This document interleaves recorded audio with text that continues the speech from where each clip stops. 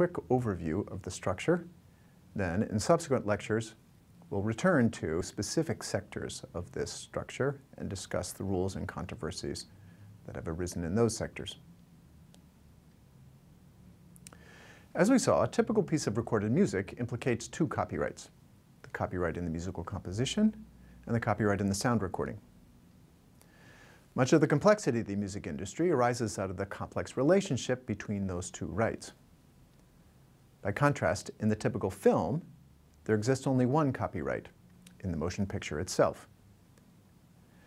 In the United States, this copyright is ordinarily owned by the producer of the film.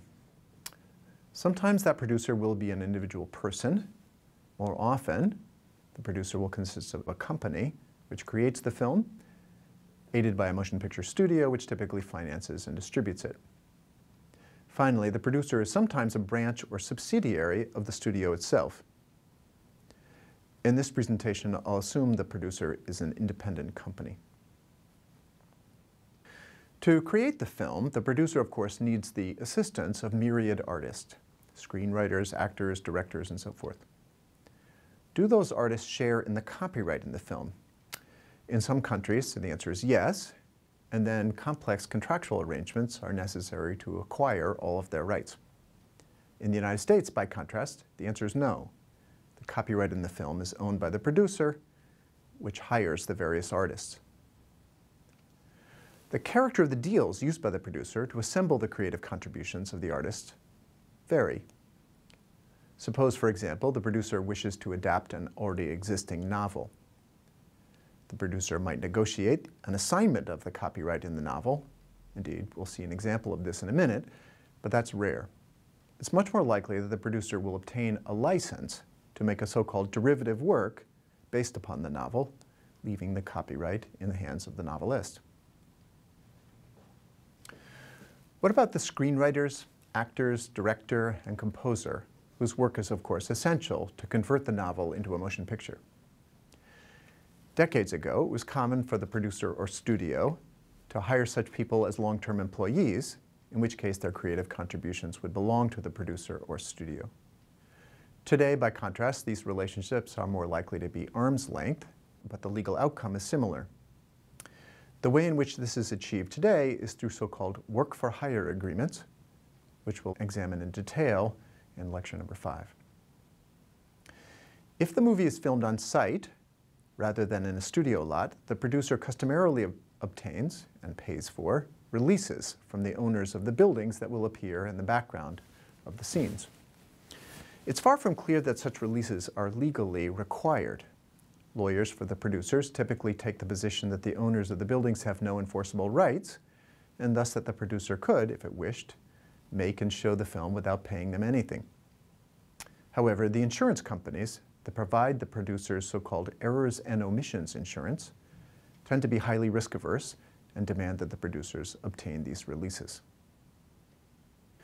If the producer wishes to include an existing sound recording in the soundtrack of the movie, the producer will obtain a so-called master use license from the record company that owns the copyright in the sound recording, and a synchronization license from the music publisher that, as we saw, owns the copyright in the composition embodying the recording. What do these various artists and copyright owners obtain in return for entering into these contracts and licenses? In most cases, they're paid a negotiated flat fee. However, a few of the most important contributors, for example, the key actors and perhaps the director, may negotiate a share of the back-end profits generated by the film. So to return to our story, the producer, which now owns the copyright in the completed film, typically enters into a perpetual worldwide, sometimes universe-wide, distribution agreement with a major motion picture studio. Like the music publisher, who figured so prominently in the previous section of this lecture, the studio then typically makes money by issuing a series of licenses to companies that wish to present the film to consumers in one way or another. Typically, the first set of such licenses is granted to theaters, which then show the film to their patrons, collecting box office revenues. The terms of the deals between the studios and the theaters have changed dramatically over time. Nowadays, When the dust settles, typically between 40 and 50% of the revenues collected by the theaters are paid to the studios. When attendance in theaters begins to decline, the studio is likely to enter into similar licenses with pay TV companies, airlines, and so forth, permitting them to show the film to their subscribers or passengers. Next, the studio will probably grant a similar license to a television network, which will broadcast the film, leavened of course with advertisements, to the public at large. Cable companies may pick up the network signals and relay the broadcast to their own customers.